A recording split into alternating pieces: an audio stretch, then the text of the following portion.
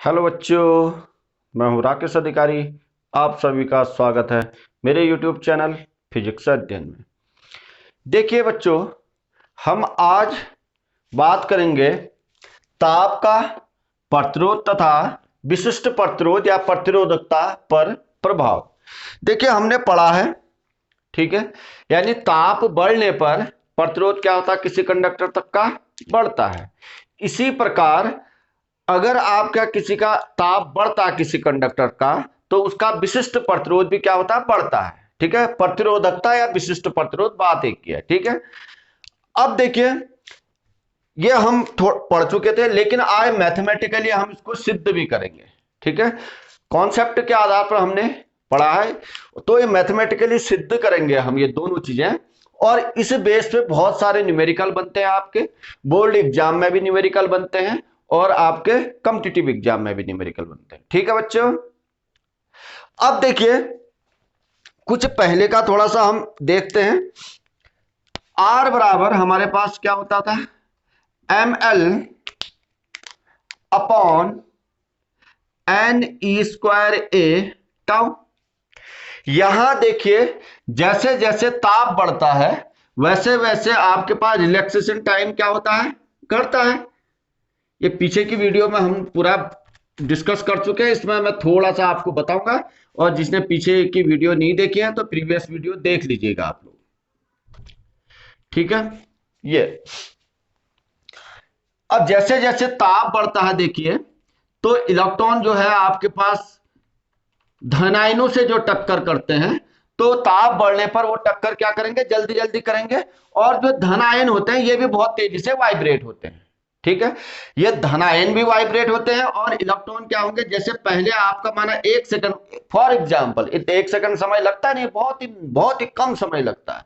लेकिन हम समझने के लिए, तो अगर हमारा अभी टेम्परेचर चलिए 30 डिग्री है आपके पास टेम्परेचर, ठीक है, 30 डिग्री सेल्सियस।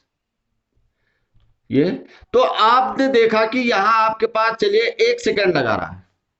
उदाहरण के तौर पे जो कोलिजन आपके हो रहा है, जो टक्कर हो रहा है, ठीक है, यहां से यहां पर एक इलेक्ट्रॉन जो है, ये धन आयनों से दो टक्करों में आपके पास क्या लगा रहा है, 1 सेकंड का समय लगा रहा है। अब इसी का टेम्परेचर मैंने 60 कर दिया, तो ये आप मान के चलिए आपके पास आधा सेकंड लगा रहा है। ठीक है, 0.5 सेकंड। तो ये रिलैक्सेशन टाइम क्या हो गया, कम हो गया। रिलैक्सेशन टाइम जैसे जैसे कम होगा वैसे वैसे प्रतिरोध इसका क्या होगा, बढ़ेगा, क्योंकि और भी कई और टकराएगा। ठीक है, कई बार टकराएगा। ठीक है, अब देखिए, जैसे जैसे रिलैक्सेशन टाइम कम हुआ वैसे वैसे इसका प्रतिरोध बढ़ा। रिलैक्सेशन टाइम कम कब हुआ, जब प्रतिरोध बढ़ा। तो इसका मतलब हमने कहा था कि प्रतिरोध के बढ़ने से, आप ताप के बढ़ने से प्रतिरोध भी क्या होता है, बढ़ता है। इसी तरीके से विशिष्ट प्रतिरोध या प्रतिरोधकता, देखिए, रो बराबर हमारे पास, रो बराबर हमने निकाला फॉर्मूला, हमारे पास क्या होता है, M N E square tau. अब यहां भी वही रिलैक्सेशन टाइम क्या हो रहा, कम हो रहा ना ताप बढ़ने के साथ साथ, तो इसके विशिष्ट प्रतिरोध भी आपके पास क्या होगी, क्या होगा, बढ़ेगा। यानी प्रतिरोधकता भी क्या बढ़ेगा किसी भी कंडक्टर का। ठीक है, ये हमने थोड़ा सा समझा था। ये पुराना है, आपके जो प्रीवियस वीडियो में आपको बता दिया गया है, तो ये वहां पूरे डिटेल में बता रखा है, यहां आप इतना समझ गए होंगे। क्योंकि जैसे जैसे ताप बढ़ेगा, देखिए ये आपके पास ये है, ये, ठीक है, पहले आपके पास चलिए इसको मैं 20 डिग्री सेल्सियस है, तो ये धीरे धीरे धीरे टकरा रहा है।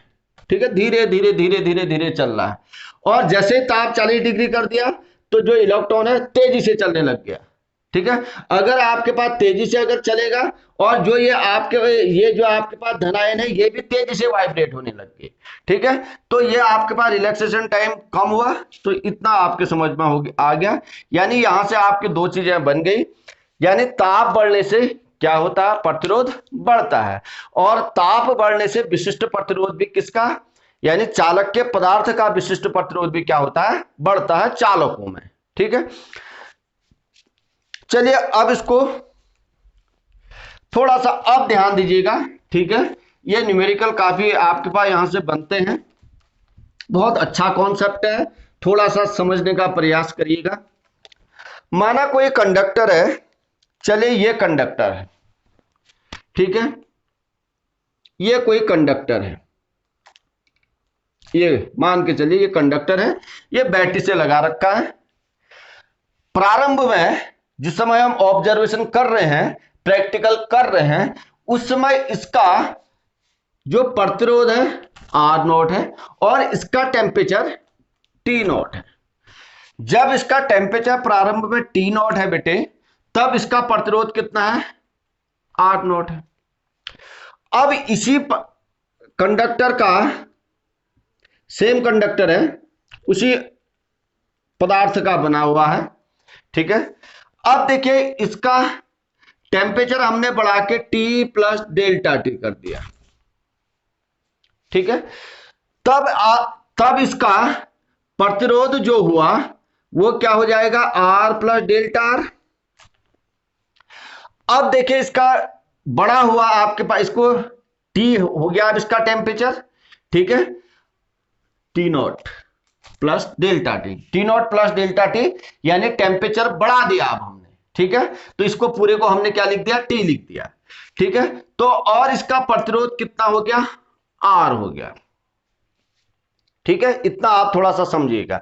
अब इसको मैं मैथमेटिकली आपको न्यूमेरिकली मैं समझाने का प्रयास करता हूं। देखिए पहले इसका प्रतिरोध मान के चलिए 200 ओम था, जब इसका टेम्परेचर कितना था,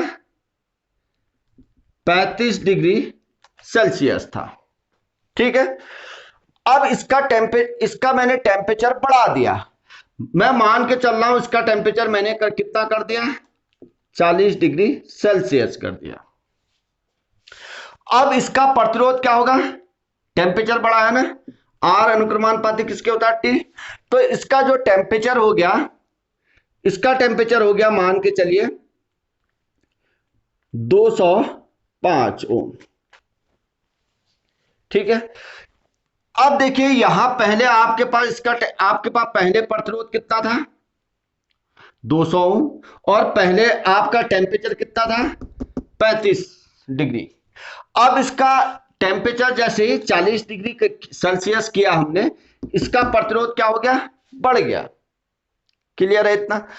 अब और देखिए, अब यहां से इसी तरीके से हम करते रहेंगे, 2-4 रीडिंग्स लेते हैं, 2-4 आपके पास प्रैक्टिकल करते हैं। देखिए जब 200 ओम था तब इसका आपके पास टेम्परेचर कितना था, चल ऐसे करते हैं, चलिए जब इसका 35 डिग्री सेल्सियस इसका टेम्परेचर था, तो इसका प्रतिरोध वही आपके पास कंडक्टर है, तो इसका आपके पास है 200 ओम। ध्यान से देखिएगा, इसको समझने में थोड़ा सा टिपिकल होगा। अब इसका 40 कर दिया तो हमने देखा कितना हो गया, 200।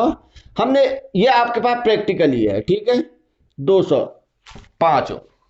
अब हमने 45 कर दिया, मैंने पाया कि ये आपका हो गया 210। अब देखिए यहां से आपके पास एक इंपॉर्टेंट आपके पास रिलेशन होगा, जैसे जैसे टेम्परेचर बढ़ रहा है वैसे वैसे प्रतिरोध क्या हो रहा है, बढ़ रहा है। टेम्परेचर क्या हो रहा है, बढ़ रहा है, ठीक है।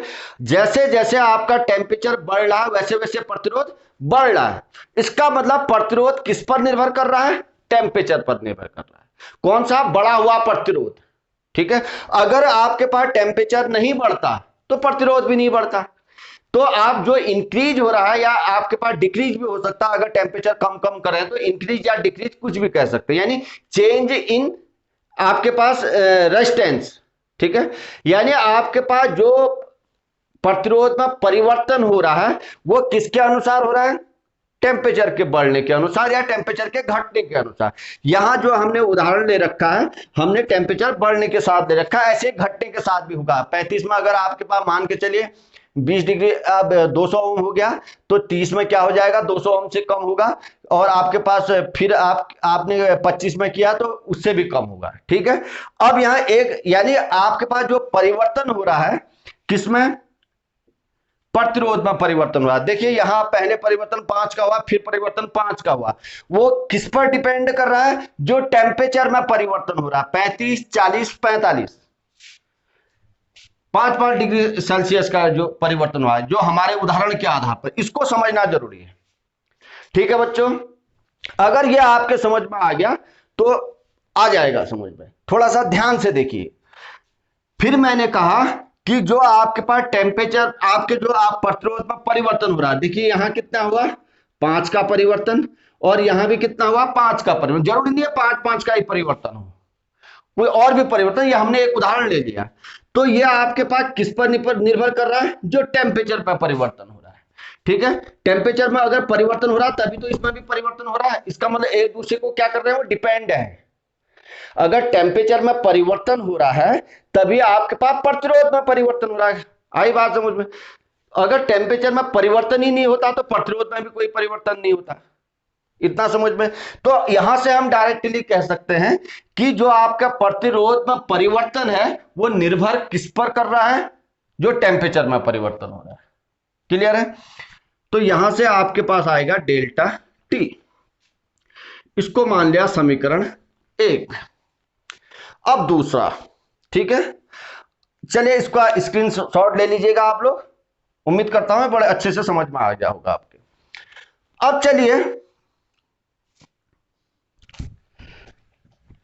अब देखिए, पहले आपका इसका प्रतिरोध इतना था, ठीक है, आर नॉट, यानी ये तो टेम्परेचर इतना था। अगर यही आपके पास कंडक्टर होता, यानी मेटल वही है, ठीक है, चांदी है, कॉपर है, कोई है, एक ही है, ठीक है, चेंज कुछ नहीं किया हमने। तो अब देखिए ये, अब इसका प्रतिरोध मान के चलिए 500 ओम है, ठीक है, और इसका जो टेम्परेचर है 50 डिग्री सेल्सियस है ये। अब देखिए मैं इसमें क्या कर रहा हूं, इसके टेम्परेचर में मैं क्या कितना वृद्धि कर देता हूं। चलिए, इसके कंडक्टर दोनों सेम है, बस इनकी कंडीशन अलग अलग है। ठीक है, पहले हमने जो फर्स्ट में किया है ये, फिर इसका हमने क्या करा ना, ताप बढ़ाते गए। पहले 200 ओम था और 35 डिग्री सेल्सियस में, फिर हमने ताप बढ़ाया बढ़ाते गए इसी का। ठीक है, कंडक्टर हमने चेंज नहीं किए हैं, ठीक है, और मेटल भी वही है। ठीक है, हमने चलिए दोनों चांदी के ले लिए और सब आइडेंटिकल है, ये मान के चलिए। अब देखिए इसमें जो विभव लगा है सब आपके पास, ये आपके पास जो मैटर है ये सब आइडेंटिकल है। ठीक है, अब देखिए, तो जब ये आपके पास 500 ओम हो गया, इसका टेम्परेचर, इसका प्रतिरोध, माफ कीजिएगा, इसका प्रतिरोध 500 ओम हुआ, तो जब इसका टेम्परेचर कितना है 50 डिग्री सेल्सियस। समझने का प्रयास करिए, थोड़ा सा एक बार और समझिए। ठीक है, इस पर थोड़ा सा विद्यार्थी कंफ्यूज होते हैं। मैंने कहा दो आपके पास, देखिए ये आपके दो कंडक्टर हैं, सेम कंडक्टर है, ठीक है। एक बार इसकी स्थिति ये है, यानी कंडीशन 1 और कंडीशन 2, इसमें है क्या, जब इसका आपके पास टेम्परेचर कितना 35 डिग्री सेल्सियस है, तब इसका प्रतिरोध कितना है 200 ओम।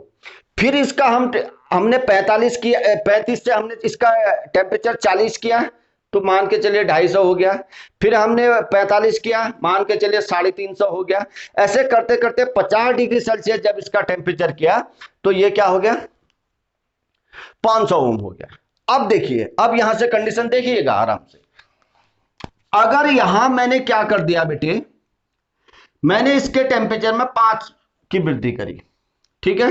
अब इसका मैंने देखिए 40 डिग्री सेल्सियस कर दिया टेम्परेचर, तो इसका प्रतिरोध कितना हो गया, मान के चलते हैं 250 ओम हो गया। अब इसमें देखिए मैंने कर दिया 55 इसको, अब इसका प्रतिरोध कितना हो गया, मान के चलिए 600 ओम हो गया। अब यहां आप, यानी आप कह सकते हैं जो डेल्टा आर है, डेल्टा आर यहां कितना हुआ, डेल्टा आर इस वाले में, इसमें डेल्टा आर कितना हुआ 100 ओम, और इसमें डेल्टा आर कितना हुआ आपके पास 50 ओम। तो वो किस पर निर्भर कर रहा है, डेल्टा आर जो निर्भर कर रहा है, तो वो आपके पास किस पर निर्भर कर रहा है, प्रारंभिक प्रतिरोध पे। ठीक है, क्योंकि प्रारंभिक प्रतिरोध जो आर नोट था पहले कितना था 500 ओम। यहां आपके पास आर नॉट कितना था 200 ओम। यानी अगर प्रारंभिक प्रतिरोध ऑलरेडी बढ़ा हुआ है, समझ में आ रहा है, प्रारंभिक प्रतिरोध इतना था तो इसके जो आपके पास परिवर्तन हुआ डेल्टा आर कम हुआ।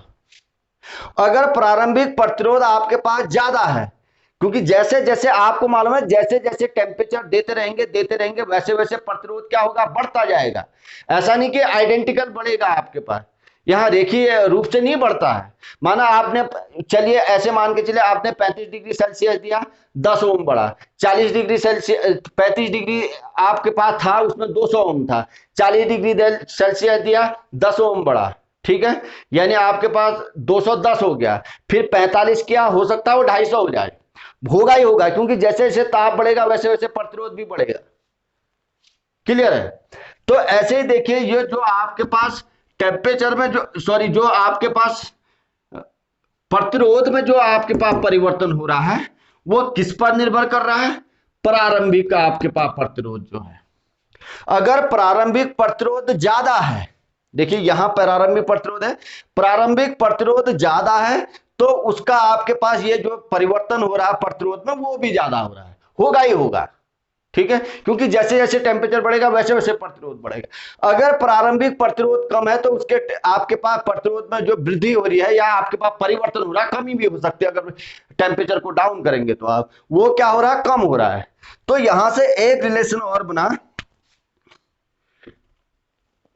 आपके प्रतिरोध में परिवर्तन किस पर डिपेंड करता है, आर नॉट पे। देखिए अगर इतना समझ में आ गया तो अब पूरा बन गया आपका, ठीक है बच्चों। अब यहां समीकरण 1 और 2 से ले लेते हैं, डेल्टा आर अनुक्रमानुपाती आपके पास डेल्टा टी आर नॉट, तो डेल्टा आर बराबर alpha delta T R naught. Alpha जो है इसको कहते हैं टेम्परेचर कोफिशिएंट, ठीक है, ताप गुणांक, ताप गुणांक। चलिए भाई ये दो चीज आपके अगर मेनली समझने हैं, ये आपके समझ में आ गया तो ये भी आपके समझ में आ गया।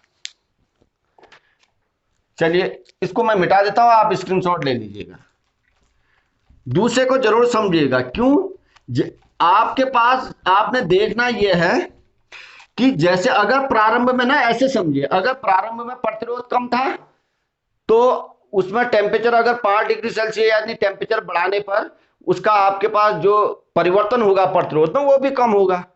अगर शुरू में ही अगर प्रतिरोध ज्यादा है तो अगर उसका ताप भी ज्यादा है, ठीक है, क्योंकि अगर आइडेंटिकल है तो तभी ज्यादा होगा जब उसका प्रतिरोध तभी ज्यादा होगा जब उसका ताप ज्यादा होगा, ठीक है। तो उसका आपके पास क्या है, तो अगर शुरू में ही अगर आपके पास प्रतिरोध ज्यादा है तो ताप बढ़ाने पर उसका प्रतिरोध और भी ज्यादा हो जाएगा। तो इसका मतलब जो आपके पास परिवर्तन है डेल्टा आर, ये किस पर निर्भर करता है, प्रारंभिक प्रतिरोध पर भी निर्भर करता है। चलिए यहां से देखिए, अब डेल्टा आर मतलब क्या हुआ ये तो आप समझ ही रहे होंगे, यानी प्रतिरोध में परिवर्तन। प्रतिरोध में परिवर्तन हमेशा आप किसी में भी परिवर्तन कैसे निकालते हैं, फाइनल माइनस इनिशियल। तो यहां आपके पास डेल्टा आर की जगह क्या लिख सकते हैं आप,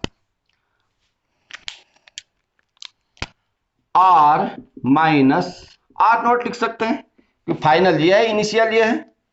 अल्फा, अल्फा ताप गुणांक है, डेल्टा टी की जगह क्या लिख सकते हैं, final temperature minus initial temperature, ठीक है, और यहां final resistance minus initial resistance, ठीक है, डेल्टा आर की जगह। तो अब T minus T naught R naught, यहां से अल्फा बराबर अगर आप निकालना चाहें तो आप निकल जाएगा, अल्फा बराबर आर माइनस आर नॉट बट्टे T minus T naught into R naught, ठीक है। आर माइनस आर नॉट बराबर आपके पास चलिए alpha T minus T naught into R naught. R बराबर इसको यहां ले गया तो प्लस हो जाएगा, पॉजिटिव हो जाएगा, तो alpha T minus T naught R naught. R बराबर देखिए बच्चे यहां से आर नॉट कॉमन ले लिया मैंने, तो मेरे पास 1 plus alpha T minus T naught, ये मेरा रिलेशन आ गया। देखिए अब यहां से देखिए, आपको जो ये आपके पास क्या है, फाइनल आपके पास जो प्रतिरोध है, देखिए आर नॉट आपके पास क्या है, इनिशियल आपके पास जो टेम्परेचर है, और ये अल्फा क्या है, ताप गुणांक है, टी क्या है, फाइनल टेम्परेचर है, टी नॉट क्या है आपके पास, इनिशियल टेम्परेचर है।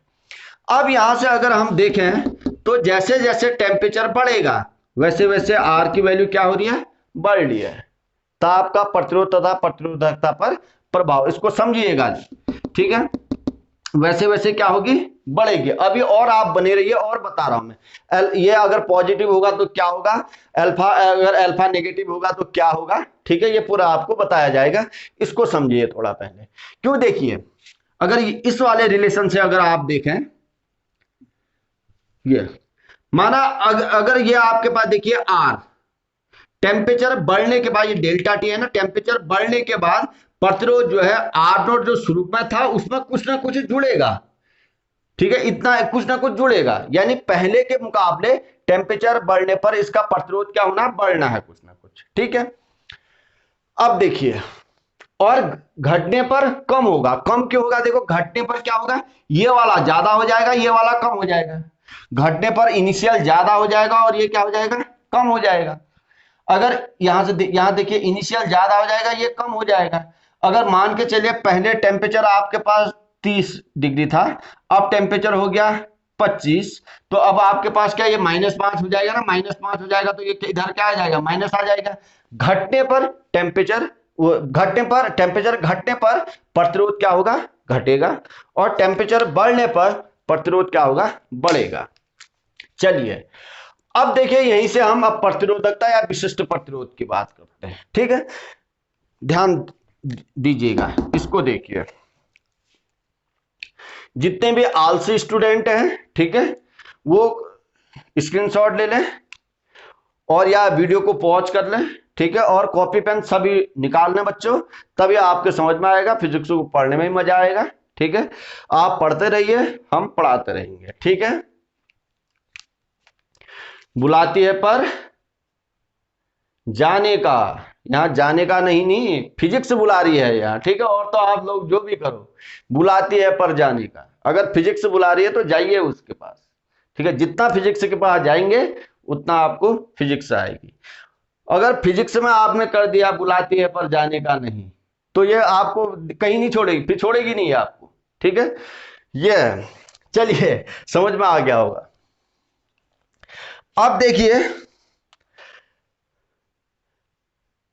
हाँ, तो अब इधर तक आपके समझ में आ गया, तो मैं बात कर रहा हूं प्रतिरोधकता या विशिष्ट प्रतिरोध की। एक रिलेशन हमें ज्ञात है, देखिए हमें ज्ञात है, क्या ज्ञात है, रो बराबर RA/L होता ना। अब देखिए, और आपके पास यहां से आप ऐसे भी कह सकते हैं, R बराबर ρL/A, क्योंकि देखिए जिसके समझ में, ये वैसे ये आपको याद होनी चाहिए, रो बराबर आपके पास होता RA/L, यहां से ये नीचे आ जाएगा तो R बराबर हो जाएगा। तो R0 बराबर कितना हो जाएगा, R0 बराबर ρ0L/A। इधर थोड़ा सा कंफ्यूजन हो सकता है विद्यार्थियों को, जो पढ़ने वाले विद्यार्थी हैं, ठीक है, जो थोड़ा दिमाग लगाएंगे, वो देखिए पहले आपके पास R0 क्या है, जब टेम्परेचर कम है, और R क्या है, जब टेम्परेचर बढ़ गया है। तो तब भी L वही रह रहा है आपके पास, A वही रह रहा है, ठीक है।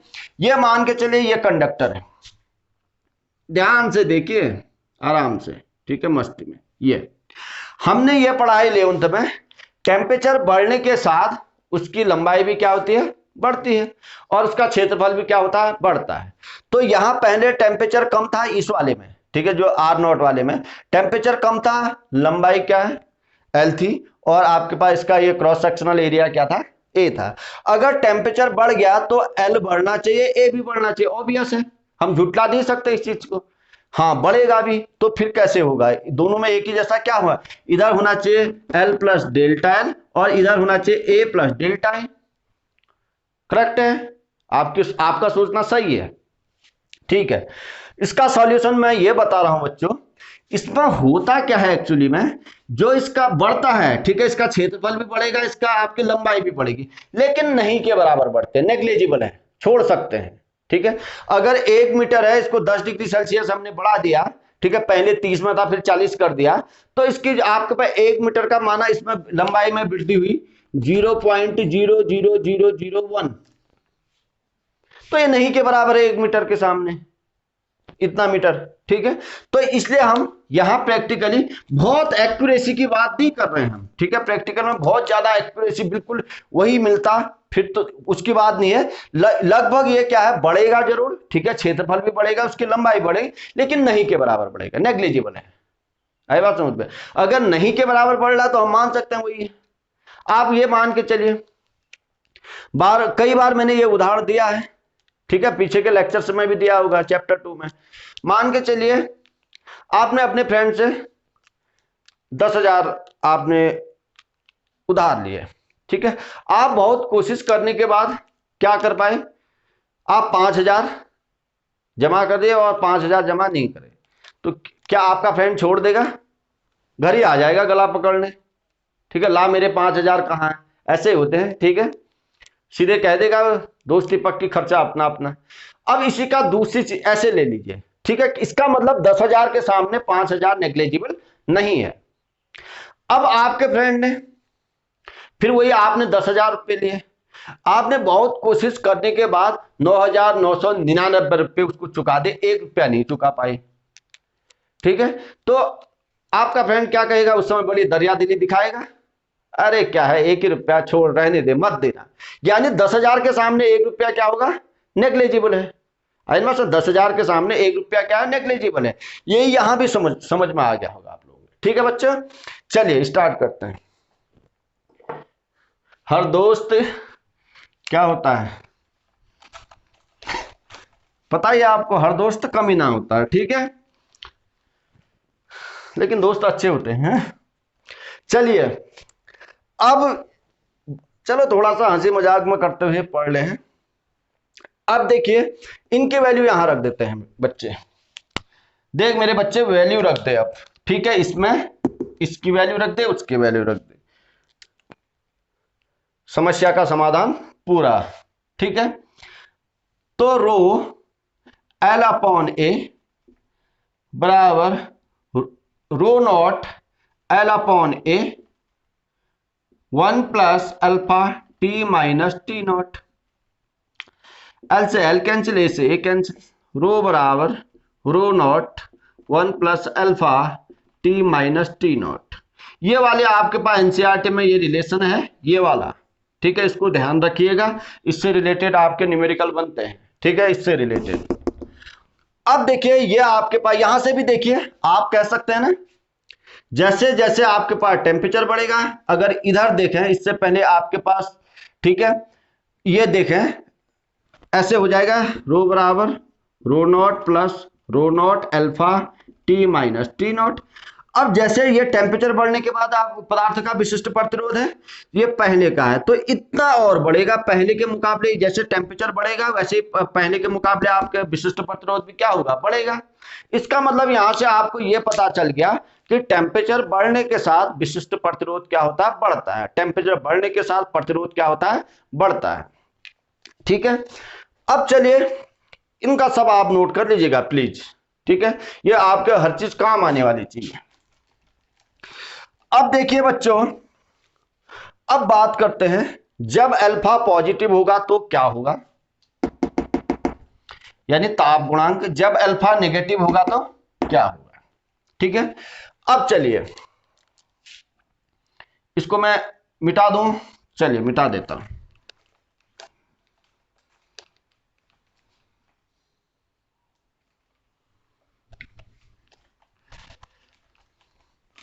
ये रिलेशन में, ये दो रिलेशन नहीं मिटा रहा हूं, क्योंकि इन पॉजिटिव नेगेटिव से आप समझेंगे। प्रैक्टिकली हमें यह मालूम चला है कि जो कंडक्टर हैं, चालक हैं, जो चालक के लिए अल्फा क्या होता है, पॉजिटिव होता है। यानी अल्फा जब पॉजिटिव होगा तो आपके पास चालक के लिए तो अल्फा, दूसरे शब्दों में ये कह रहे हैं अल्फा जब पॉजिटिव होगा तो प्रतिरोध आपके पास क्या होगा, बढ़ेगा। ठीक है, और विशिष्ट प्रतिरोध भी क्या होगा, बढ़ेगा। क्यों, देखिए पहले विशिष्ट प्रतिरोध, चलिए इससे एक ऊपर का स्टेप लिख देता मैं, रो बराबर not plus rho naught alpha T minus T not.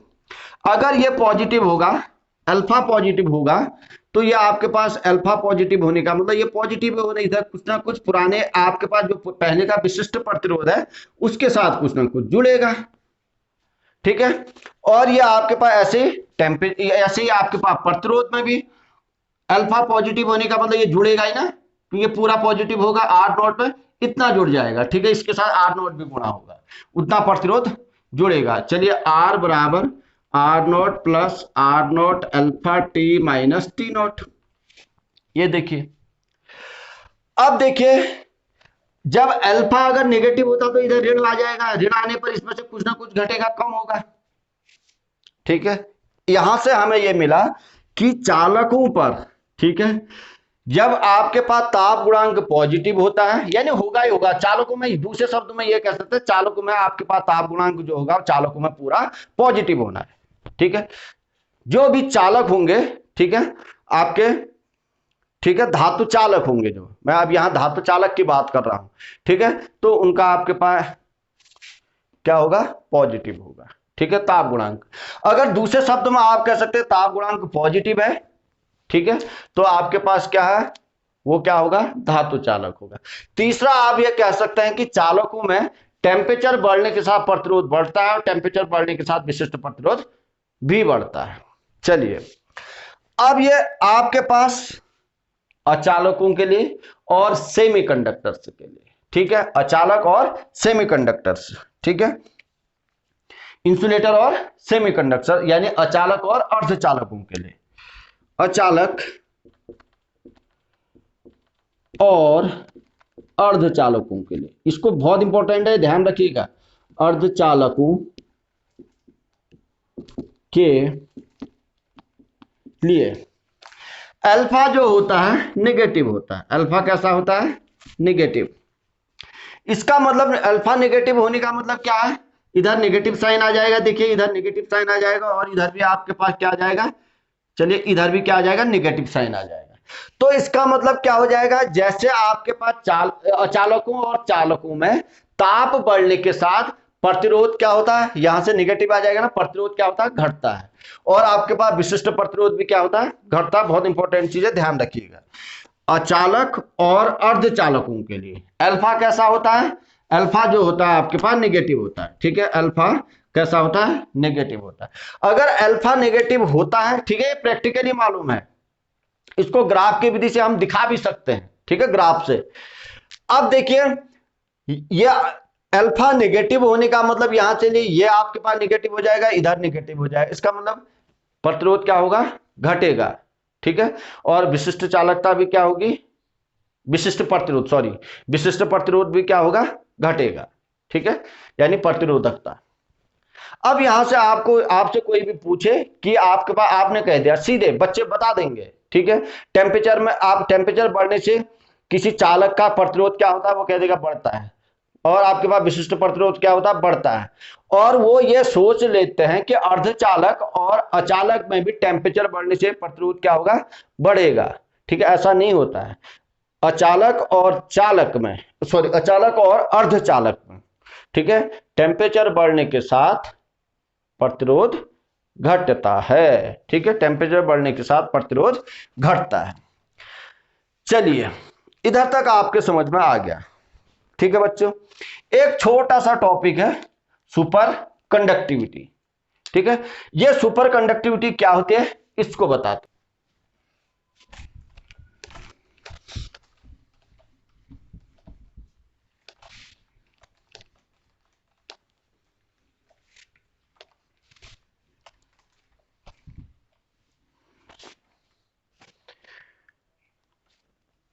बुलाने का पर जाने का, बुलाती है पर जाने का, फिजिक्स बुला रही है तो जाना पड़ेगा, ठीक है। अब देखिए अति चालकता, सुपर कंडक्टिविटी, ठीक है। अब देखिए अति चालकता होती क्या है, ये आप लोगों को मालूम है क्या, कि आपके क्या टेम्परेचर बढ़ाने पर किसी भी चालक पर प्रतिरोध क्या होता है, बढ़ता है। तो टेम्परेचर घटाने पर प्रतिरोध क्या होगा, घटेगा। तो कुछ चालकों में, सभी चालकों में नहीं, कुछ ऐसे प्रकृति में ऐसे चालक पाए गए हैं, तो टेम्परेचर घटाने पर, अगर हम टेम्परेचर लगातार घटाएं घटाएं घटाएं, तो एक स्थिति ऐसी आती है कि उस टेम्परेचर में अचानक उसका प्रतिरोध कितना हो जाता है, शून्य हो जाता है। यानी आपके पास इस घटना को ही हम क्या कहेंगे, अति चालकता। और जो ऐसे कंडक्टर जो इस तरीके से बिहेव करेंगे उसको क्या कहेंगे हम, अति चालक, यानी सुपर कंडक्टर। और उस टेम्परेचर को, जिस टेम्परेचर में अचानक उसका आपके पास प्रतिरोध गिरकर शून्य हो जा रहा है, शून्य तो कभी होता नहीं है, देखिए नगण्य हो रहा है, नहीं के बराबर, बहुत कम हो रहा है, ठीक है। तो उस टेम्परेचर को कहते हैं क्रांति ताप।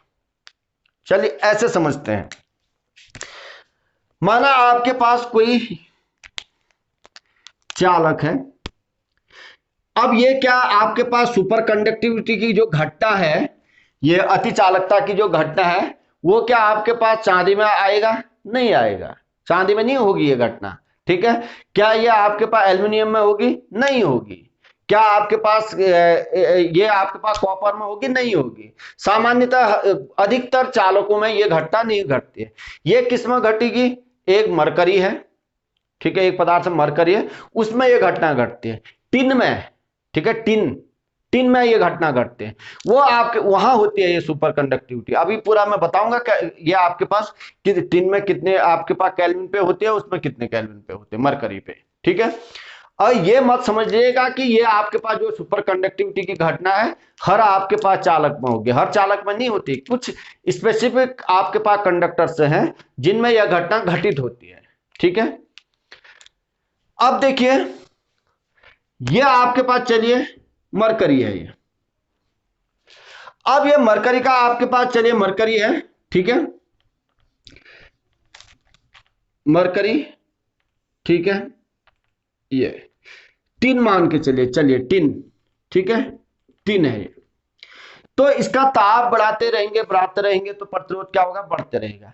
तो ये हमने ये देखा है प्रैक्टिकली टिन में कि जैसे इसका ताप घटाएंगे घटाएंगे घटाएंगे, इसका प्रतिरोध क्या होगा, घटेगा। तो एक स्थिति ऐसी आएगी, ठीक है, तो ये इसका टेम्परेचर आपके पास, इस एक स्थिति ऐसी आएगी, एक टेम्परेचर ऐसा आएगा जिस पर इसका प्रतिरोध लगभग क्या हो जाएगा, शून्य हो जाएगा। इसका प्रतिरोध कितना हो जाएगा, शून्य हो जाएगा। तो इस घटना को, ठीक है, यानी किसी भी आपके पास चालक का प्रतिरोध टेम्परेचर घटाने पर प्रतिरोध शून्य होने की घटना या प्रतिरोध नगण्य होने की घटना को क्या कहते हैं, अति चालकता। और इस आपके पास जो कंडक्टर है इसको क्या कहेंगे, अति चालक, यानी सुपर कंडक्टर, ठीक है। जिस टेम्परेचर में ऐसी घटना घटी, ठीक है, तो उसको हम, उस टेम्परेचर को कहते हैं क्रांति ताप।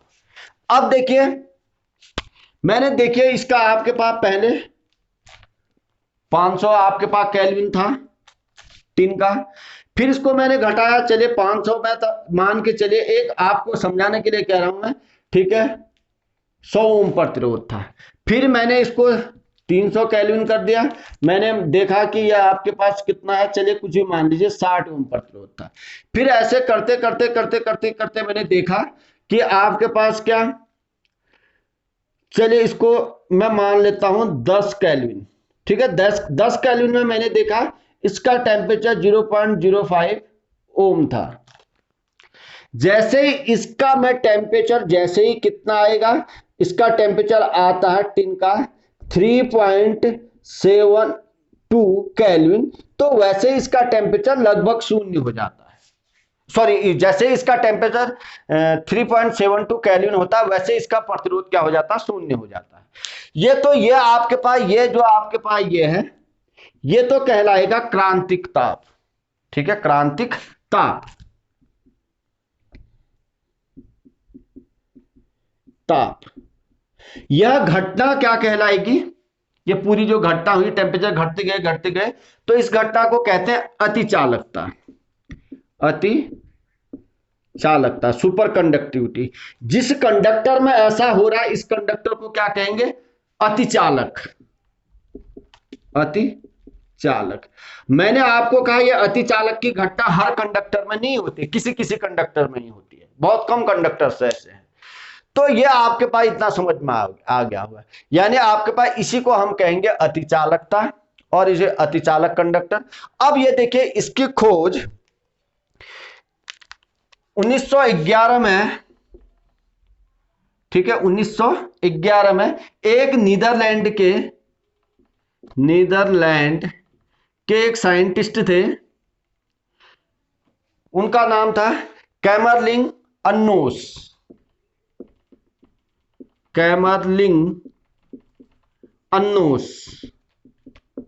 इनने करी थी सुपर कंडक्टिविटी की 1911 में। कैमरलिंग अन्नोस ने, इनने ही बताया कि यह घटना भी घटित होती है। ठीक है, अब देखिए प्रतिरोध कम शून्य होने का मतलब क्या हुआ, यहां से समझिएगा जरूर, बहुत मजा आएगा आपको। तो आपके पास देखिए कितने में 3.72 केल्विन। ऐसे मरकरी, इसका भी आपके पास क्या 4.2 केल्विन में प्रतिरोध शून्य हो जाता है, यानी 4.2 केल्विन जैसे ही आएगा वैसे ही प्रतिरोध शून्य हो जाएगा 4.2 केल्विन में। तो ये भी आपके पास क्या सुपर कंडक्टर है, मरकरी भी। ठीक है, ये आपके उसमें, इसमें और इसमें, टिन पे, इसमें। अब देखिए, अब टेम्परेचर आपके पास जो प्रतिरोध जीरो होने का मतलब, प्रतिरोध नगण्य होने का मतलब है जो इस कंडक्टर में धारा प्रवाहित हो रही है, इसका कोई भी, ये प्रवाहित होने पर या प्रवाहित हो रही है तो कोई भी आपके पास क्या हो रहा है, ऊर्जा का ह्रास नहीं हो रहा है, यानी ऊर्जा व्यय नहीं हो रही है। कैसे होगी? क्योंकि टक्कर ही नहीं मार रहे हैं। ठीक है, कोई प्रतिरोध ही नहीं है, सीधे जा रहा है, उसको आगे से कोई प्रतिरोध नहीं है, बिल्कुल सीधे जा रहा है। ठीक है, कहां आप ऊर्जा का उसको लॉस होगा? ऐसे मान के चलिए, ठीक है, एक आप आराम से चल रहे हैं, ठीक है, और आपके सामने हेडल्स रख दिए जाए। ठीक है, आपने 1 किलोमीटर चलना है, तो एक आप आराम से चल रहे हैं, कोई प्रतिरोध नहीं है, आप चलते जाएंगे, और बीच में आपके अवरोध रख दिए जाए, बड़े बड़े हेडल्स रख दिए जाए। ठीक है, आप उनको चढ़ के फिर नीचे जाएंगे, फिर ऊपर किससे चढ़ के नीचे की ओर जाएंगे, हो सकता है आप 1 किलोमीटर पहुंच ही ना पाए। तो यहां आपके पास, ये उदाहरण के तौर पे मैं बता, यहां कोई प्रतिरोध नहीं है, धारा सीधे जा रही है, यानी इलेक्ट्रॉन जो आपके प्रवाहित हो रहे हैं वो किसी से टकरा ही नहीं रहे। इसका मतलब यही हुआ ना, किसी से टकरा ही नहीं रहे, तो बिल्कुल स्मूथली चले जा रहे हैं। तो स्मूथली चले जा रहे हैं, टक्कर हो ही नहीं रहे, तो हम होता क्या है, जो टक्करों के कारण एक थर्मल एनर्जी उत्पन्न होती है, क्योंकि वो आगे भी आप पढ़ेंगे, बहुत कुछ पढ़ना है अभी आगे को आपको। ठीक है, थर्मल एनर्जी, तो ऊर्जा का कोई ह्रास ही नहीं हो रहा है, ऊर्जा कोई व्यय ही नहीं हो रही है। ठीक है, तो यह आपके पास सीधे इसमें क्या है, धारा प्रवाहित हुई, यानी अगर एक बार आपने धारा प्रवाहित कर दी, ठीक है, इसमें आपने बैटरी बड़ा मजा आएगा, आप पढ़िए तो सही, आप पॉजिटिव नेगेटिव। ठीक है, अगर इसमें कोई कंडक्टर है, यहां से आपने 10 किलोमीटर, 50 किलोमीटर, आपने 100 किलोमीटर, 400, 10,000 किलोमीटर तक अगर आपने ले जाना है, तो आप क्या करेंगे, एक बार इसको धारा दे देंगे। धारा देने के बाद आप अगर इसको स्रोत को हटा भी लेते हैं, फिर भी धारा वो कहता प्रवाहित होते रहेगी। ठीक है, क्योंकि अब बीच में कोई हेडल्स नहीं है, कोई आपका अवरोध नहीं है, ठीक है, कोई ऑब्स्टिकल्स नहीं है, तो चलते रहेगी। और जब से यह घटना के बारे में पता चला है, लेकिन यह घटना, समस्या इस घटना की यह है, यह टेम्परेचर देखो,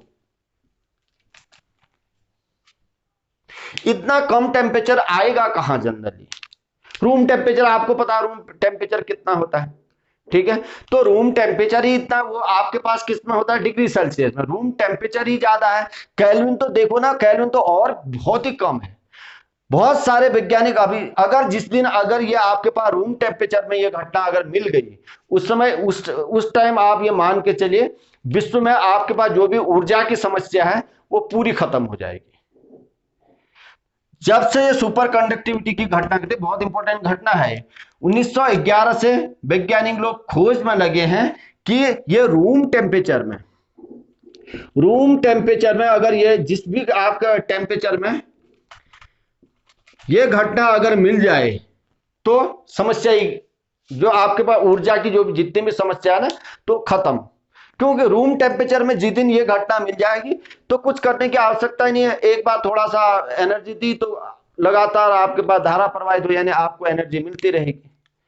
ठीक है, तो ये देखिए, ये उम्मीद करता हूं ये अति चालक था छोटा सा टॉपिक, लेकिन समझना तो है ही। ठीक है, सुपर कंडक्टिविटी क्या है, लेकिन इसकी असली समस्या ये है, ये टेम्परेचर, इतना कम टेम्परेचर कहां से, इतना कम टेम्परेचर को हम कहां से उत्पन्न करेंगे, संभव ही नहीं है। ठीक है, अगर इतना कम टेम्परेचर अगर जनरली जब हम यूज करते हैं, ठीक है, इलेक्ट्रिसिटी को, तब हम अगर रूम टेम्परेचर में जिस दिन ये अति चालकता की घटना घट गई, उस समय समझ लेना कि आपके पास जो भी आपके पास एनर्जी के जो भी प्रॉब्लम्स है वो सब सॉर्ट आउट होनी है। ठीक है, ठीक है बच्चों, उम्मीद करता हूं आपके समझ में आ रहा होगा, इंजॉय कर रहे होंगे लेक्चर्स को। ठीक है, अधिक से अधिक लोगों तक मेरे लेक्चर्स को पहुंचाइए, जिससे कि हर बच्चा उसका बेनिफिट ले सके। ठीक है, और शेयर करिए, लाइक करिए, सब्सक्राइब करिए, कमेंट करिए। Thank you. जय हिंद, जय भारत, वंदे मातरम।